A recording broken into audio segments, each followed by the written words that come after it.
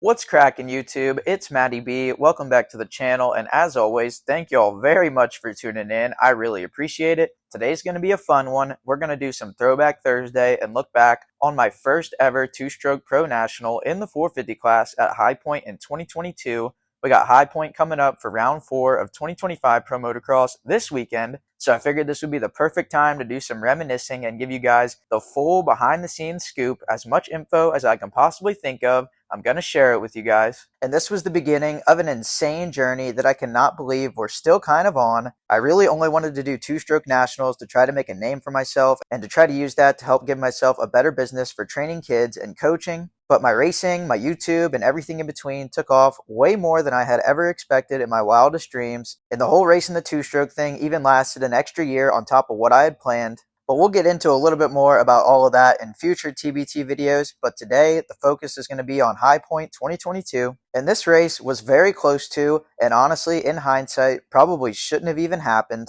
So we'll go ahead and jump into the story. It all started in Iowa at Riverside Raceway at the Justin Brayton Shootout about a month before High Point. And as you can see, duct tape number 1, we're looking super local as per always. But I had just gotten this brand new stock YZ250 2022 about a week prior. Stock suspension, stock everything except for a silencer. Got an invite from my boy Checkers at Race Tech and decided to head down, borrowed a truck from a buddy that had no AC, no cruise control, and of course, no choice. And it was a 2-day race, and day 1 went awesome. Had gotten to do some battling with Marshall Welton, Isaiah Clark, and Zach Williams. Made a ton of money and was feeling really good. But all good things must come to an end. While leading a moto on Sunday, I tucked the front end, and legend has it that I'm still flying through the air, landed hard on my shoulder, and absolutely smashed myself. In hindsight, stock suspension with the clicker set from the dealership, maybe not ideal for a pro rider, but absolutely catapulted myself through the Midwest cornfields. Had to head to the hospital and get an x-ray, but of course, nothing shown. I believe it's ligament damage, and I think it's still a torn labia that we're working with. Labrum. But this was far from ideal about a month before the National, because that's when I was trying to get my final prep in. So I had to take about 3 weeks off the bike, rehabbed it every day, and it was not going well at all. I could barely lift my arm for a few weeks. It was super weak, incredibly painful, and it was not really looking like a National was going to be on our contract anytime soon. But the week before the race, managed to muster up the courage to head to south of the border to try to get a couple of days of riding in. And when I first got there, I couldn't even do a lap, but a buddy of mine, Mad Dog Booth, KT taped my shoulder until I looked like a damn mummy, and we had it almost on the manageable side heading into High Point. And one more thing I almost forgot to mention, I was about to race High Point on full stock suspension, front and rear. My homie Matt Toth, who was a trainer at South of the Border at the time and is actually back training there now, said, "Brother, you're going to kill yourself out there if you run full stock suspension." So he had some Enzo forks off of a 450. We changed the forks, changed the clamps, tested for about 10 minutes and said, "We're cool, let's run it." And full disclosure, we were kind of at the Stink Bug Invitational with a soft stock rear end and then a stiff 450 set of forks on the front. But sometimes you'll have that on those bigger jobs. We weren't worried. Here's the setup.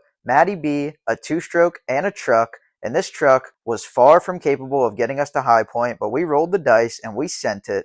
I'll get a little bit more into that shortly, but even the 2-stroke, for going up against a bunch of 450s, she was super bare bones, minimum program. All it had was a pipe, a silencer, a set of reeds, a mod head and a cylinder, and that's it. We weren't even running race gas, nothing fancy. We were just trying to do what we could with what we had, which has kind of been my life motto. And one thing I will admit, it wasn't race gas, but I did have leaded fuel, so call me a cheater. If anybody's watching this and wants to delete my 38th place out of the vault, have at it. But now we'll go ahead and get into some commentary from the actual video from the race. And this was actually the first time I had ever vlogged in my entire life. And it was really kind of Top Chick's idea. We just wanted to have fun with it. We didn't really think it would blow up or anything like that. We just thought it would be fun to look back on and probably entertaining because we kind of go racing. A little bit janky, and turns out I guess we were right because people have dug it. Let's get into the video.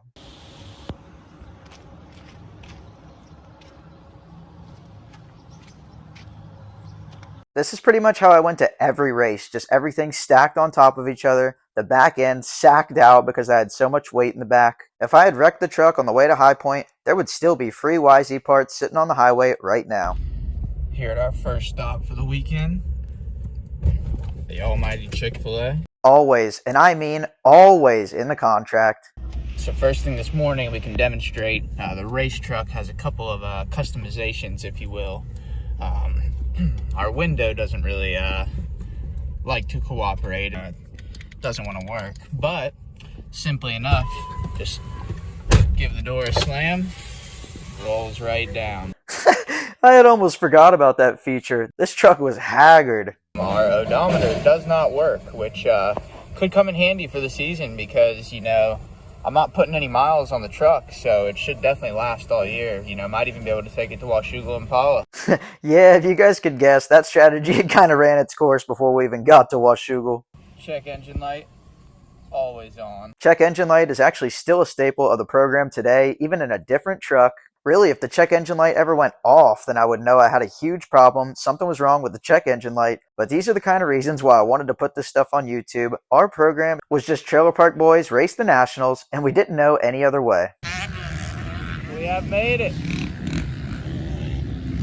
We made it to High Point nice and on time on Friday, and the trusty truck, one more thing that I have failed to mention thus far, is that the thing would just hit false neutrals out of nowhere on the highway, really anywhere. And I know you guys have probably heard of the Big Bang. No, it's actually not how the universe formed. That's actually just the name for what my truck did heading into High Point. Massive false neutral, rev bombed it heading into the facility, and thought this is going to be a good weekend. Wasn't really getting any behind the scenes clips for the vlog because I was kind of overwhelmed with being back at the National, but a hilarious story from Friday. I had to get new tires and we were kind of parked on the side of a hill, so I took both wheels off my bikes, strapped the bike to the stand, and then went to Dunlop to go get some tires. I come back and the bike is still strapped to the stand, upside down, halfway down the hill from where I was parked. Bars and triple clamps are tweaked. I'm freaking out. Thankfully, my buddy Joe Tate helped me sort it all out. Got a good night of sleep, and was ready to absolutely bark in the bee practice the following morning. And shout out to Top Chick. She worked all day on Friday and then hightailed it straight to High Point.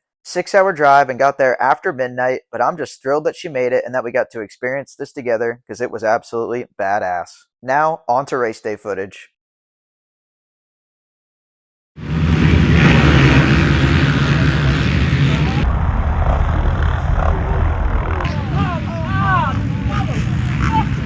Imagine coming out and just biffing yourself like 6 feet into practice. Those guys looked like Biden trying to walk up the steps to get on Air Force One. But I was in Group B, was trying to get out front to just get some clean air, and I kind of got yanked off the start, being that I was on a two-stroke. All the 450s pulled me, but on the roll lap, I was pumping through the jumps like I was on a BMX bike, made a bunch of passes, and managed to get my way to the front by the green flag. Be the future of this entire organization. First jump of the first green flag of the season, and where am I even going? This is the one section of the track that I did not get to see on my roll lap, and I was full send, baby. I was ready to qualify, and apparently I was ready to do a K-dub transfer off to a non-existent section off the track, but it buffed out. We still tried to throw in a heater that lap, and we went to the top of the board with it.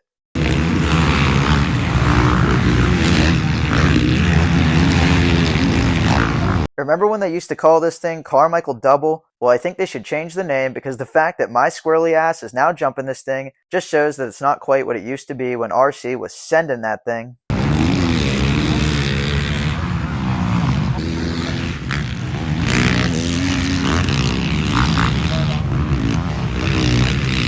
Thank God for adrenaline and an entire roll of KT tape because this loose moment was not very kind to my shoulder. But all the while, after jumping off the track and trying to do 180s in the rollers, we're still on the top of the board and we haven't even gotten a clean lap yet. Every one of those people I paid for a good comment, but no, I was actually very pleased about the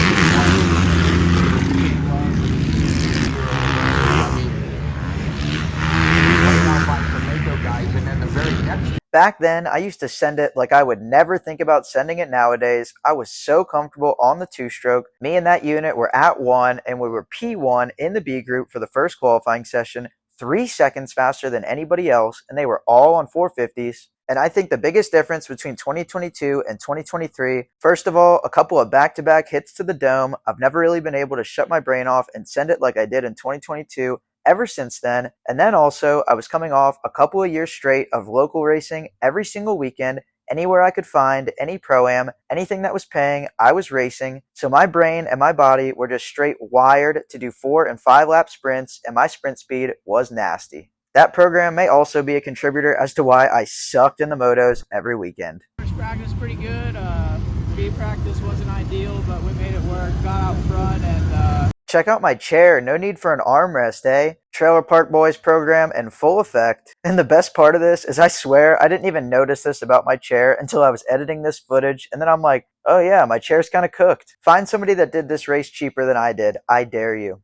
Put in one good lap right away, that was decent, and try to get some clear track. I got one more that I think is going to put us about 25th or so overall right now. So I know I'm not showing it because I was stressed out about whether it was going to hold or not, but I was so beyond thrilled to be sitting 25th overall in the 450 class on a two-stroke out of a pickup truck with me and my chick. We were living the dream, baby, no choice. I think the way the track is, it might be getting slower, so I'm pretty hopeful that it is, so then I'll just be good to go. How's the setup? We're parked right next to concession stand, so if I get hungry, we're right there. I was definitely not supposed to be parked here, but somebody had taken my spot where my bike toppled down the hill the day prior. I mean, I couldn't even find any spots in the pro pits that were open, so this is actually on the outskirts of the pro pits. So I said, let's just pull up behind the concession stand. At least I've got race day nutrition right at my pit. Hell yeah.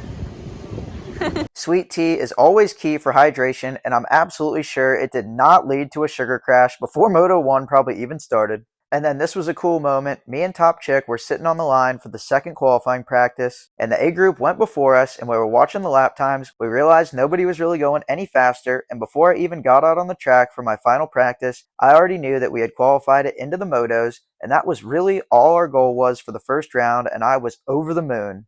Out here for second practice, and the time from the first practice, it's got me in, so now we can just have some fun in this one and get ready for the motos. So I'm beyond stoked and gonna just let it sing on the two smoke all day, so should be sick.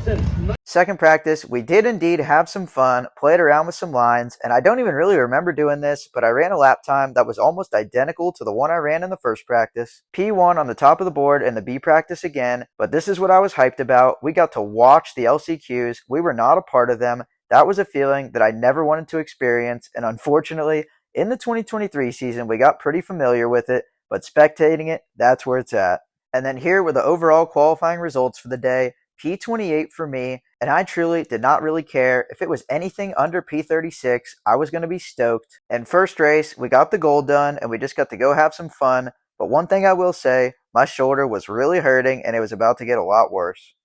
Feeling pretty solid so far. Practice went really good. My lap times in both practices were like pretty much identical, so I think I was 27th overall, so honestly all I cared about was that we were top 36, so I'm stoked that it's going to be a long 30 plus 2. But, I think right as I was saying this out loud, I was realizing internally that I had not done a 30 plus 2 in 8 years, and I was about to have to go out and do one right then, and let me tell you, we were far from ready. just be able to pace myself a little bit. Alright, so this was the coolest moment of the day by far, the sight lap of Moto 1. The High Point fans are mental. They put Redbud to shame. They were cheering for me so loud, it gave me goosebumps. It had the hair standing up on my damn arms, and I was taking it all in. I thought it was the coolest thing ever, and really, it kind of was. And when I got back to the gate, I realized I had not seen one line or one rut on the entire track, and we were about to go out Helen Keller style, fully blind. But this was too sick. I had high hopes that people were going to love the two-stroke, and the reaction was even way better than I could have ever thought.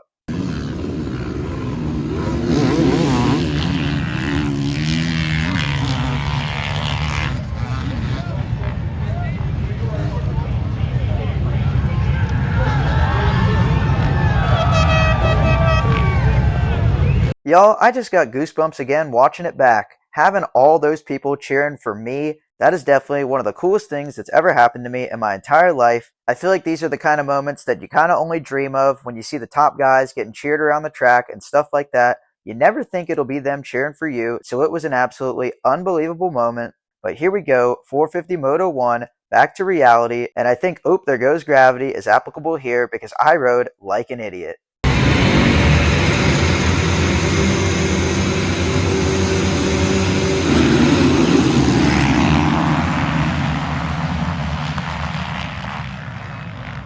My first experience bringing a plastic knife to a machine gun fight, And what an awesome start. At least I got out of there in front of the Moran's Mafia, who was on the ground, and maybe one or two other people. But really, on a two-stroke against all 450s, if you start in the top 30, that's kind of a win. And I remember going into this, like, not even really being that worried about it, like thinking, yeah, I might be able to get a pretty good start. I was so naive and full of hope. I love it.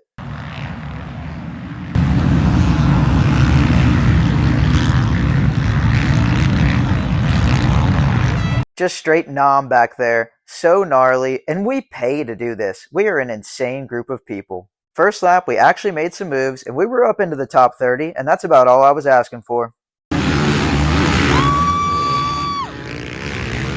Haha, burn. We didn't even have a pit board. No choice.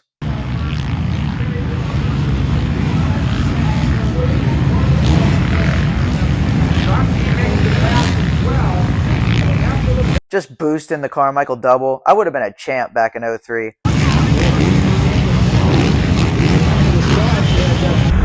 Alright, so this is how bad my shoulder was. My boy Jaywalk comes up the inside as I'm trying to go from out to in and barely touches me. I mean, he might have even just looked at me wrong. And that tiny little impact right there took it out of me big time. I can literally remember yelling out loud whenever that happened because it actually hurt so bad. And we started fading fast and headed to the back, had no strength and no fight left in me. People were going through me like I was a damn turnstile.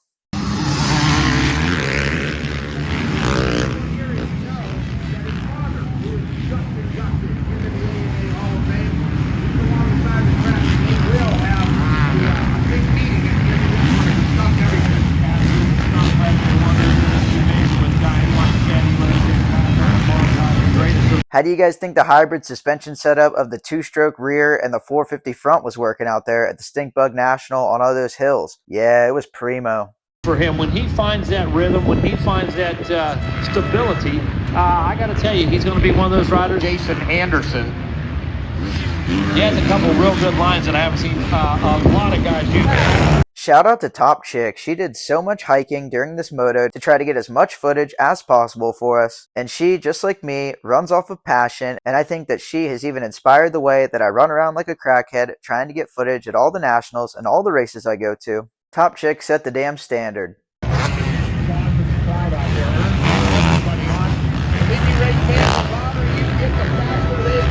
certainly have a big impact on these riders. Well, Benny Bloss, 73 in 11. Caroli in 10-222. I really do not remember being in battles with people this long through this moto, so I got to give it to myself for hanging in there because I know that shoulder was just hanging on by a thread, and it actually kind of still is. Front, Chase Sexton. And there is the move, the number 10 right there, Rob. He was wiggling back and forth, taking a look at the front wheel, and suddenly down to 15 minutes plus 2 laps. You're telling me there's still 15 whole minutes and 2 laps to go? I'm lucky I didn't hear that, or I probably would have sold the bike on the spot. Way down into the bottom, going to work his way across the finish line. Down in front of the mechanics area right now. Clear. Uses that hip right there, Rob. He's down by himself. Nobody's going to pass him right now. Not in any danger of that. So gives up about a half a second to Anderson that time around. Then Ryan Dungey up to spot number 8. Yeah. How sick was it that Ryan Dungey came back for the 2022 season? I was so honored to be out there on the track with that guy, and I even got the chance to line up next to him at Washougal. I told him he was a legend, and he said, and I quote, "Nah, that's you on the two-stroke." True story, swear on my life.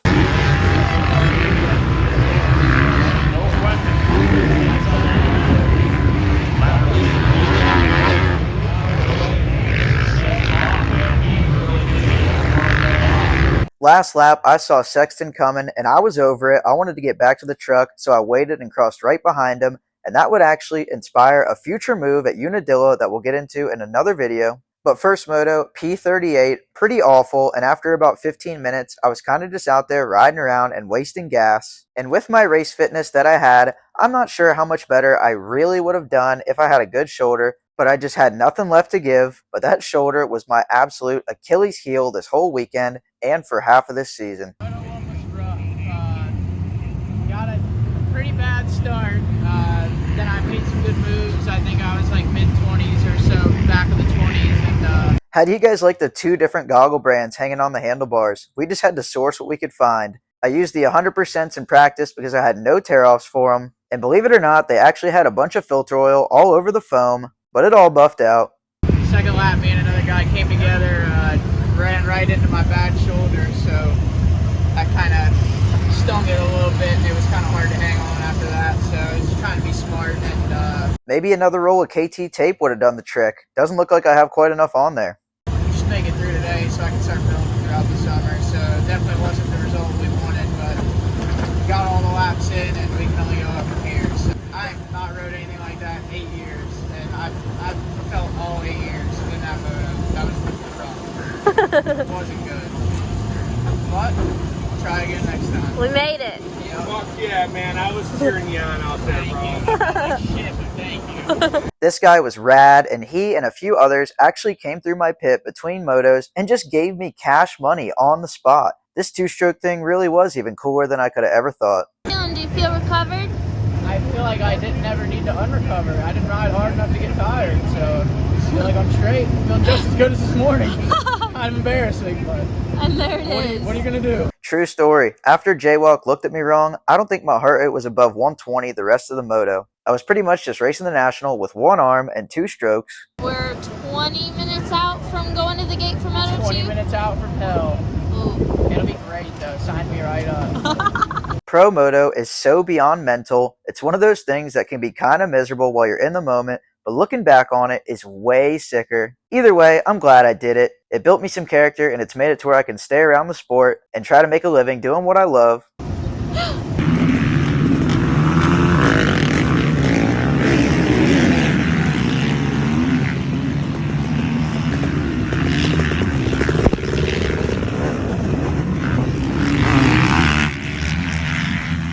Moto 2, we knew we were probably in for a bad time with no shoulder or choice, and I really wish we had a video of this, but I literally had to use my left arm to lift my right arm up onto the handlebars. After this race, I honestly could not lift my arm for almost a week, but one thing that was really cool and one of the highlights of the season is I got to line up next to Antonio Cairoli, and this is somebody who I thought I'd never even be allowed to be on the same track as, let alone line up right next to him, but he DNF'd Moto 1 and he had to line up on the far outside with me. And I saw him looking at gates, and he asked me which one I wanted because I had a gate pick before him, and I said, brother, whichever one you want, I'll take the other one. You're a legend. And we actually got to chat for a few minutes. He was really cool, down to earth, and he's definitely one of the biggest legends I've ever got to chat it up with on the gate of a dirt bike race. Now, on to Moto 2.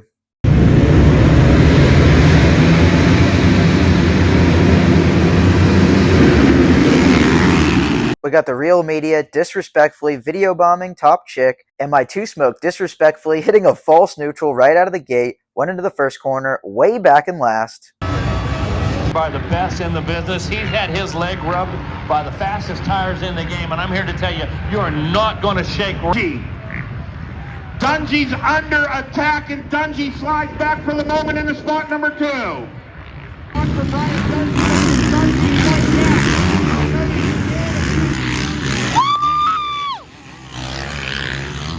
We actually had a little bit more fight in this moto than we probably should have. I think I ran around the low 30s for a little bit of the moto, and then probably about halfway, we put on that classic Matty B fade. Goes wide, tries to square it up to get a good launch right there. Just hard enough to make it happen. Got to be careful right now. Don't want to leave that door open too wide. Yeah, you see that little bump hop? Take notes, Jet. Here comes Jason Anderson. Jason Anderson tries to close up on Dungey. Dungey following what Chase Sexton's doing right now. Actually, never mind. The poor dude can't take any notes. He passed me way too fast every time he lapped me. But it's Kenny Roxon. And you look back, Barson, Tomac back in 6th. Kristen Craig, Plessinger, McElroy. This guy, it's not about eating your Wheaties. It's not about a Red Bull right now. It's about getting up there and making that pass. I have to tell you, he is impressing me, Rob, as we go into lap number 3. More time. Pretty reckless right now, Dungey. Dungey knows that if he gets hit so much,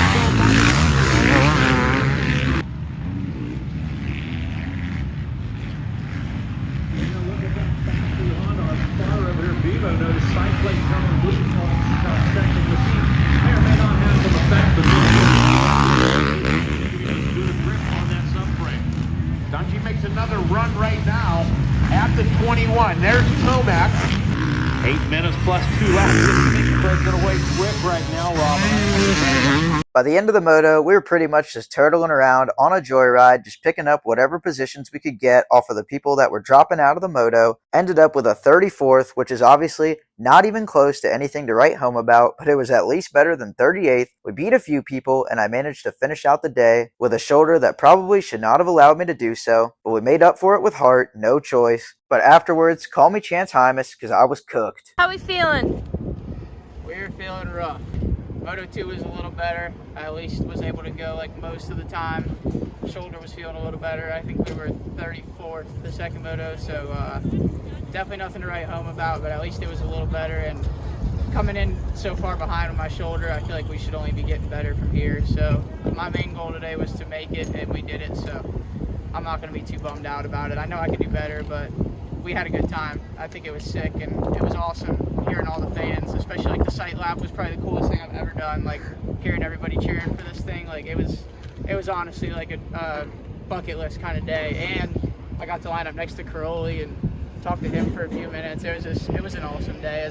Don't look at the results, but everything else was great. It was just rough. I've never been in charge of this much stuff in the program before. Washing the bike, changing the filter, checking over everything between motos. And Almost forgot, as I was taking the bike off the stand to go up for Moto 2, I found some missing bolts in the unit. No choice.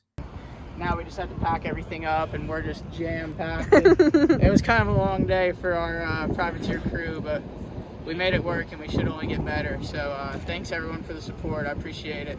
After the motos, we had a 6-hour trek to get back home. I think I made it back around midnight, and that's a wrap on today's Throwback Thursday content from my first ever two-stroke national in the 450 class at High Point in 2022. I literally cannot believe it's been 3 years ago this weekend, and what a journey it's been. This kickstarted the ability for me to be able to stay around the sport and stay around what I love, follow my passion, and continue to bring you guys content on YouTube. And it even helped me kickstart another season of racing that I never thought was in my contract. Before this race, besides my local spots, people didn't really know who I was yet, and High Point 2022 was kind of my coming out party. Not that kind of coming out. Shut up in the comments, everybody. But I'm super thankful that this weekend of racing jump-started where we're at today. And that's a wrap for today's video. Please let me know what you guys thought, if you enjoyed it, if you thought the behind-the-scenes action was cool, or if you don't really care and you just want to hate. I'm down with all of it. Let me know what you think, and if you like it, we'll do more kind of stuff like this in the future. But I appreciate you guys tuning in, and I'll catch y'all next time.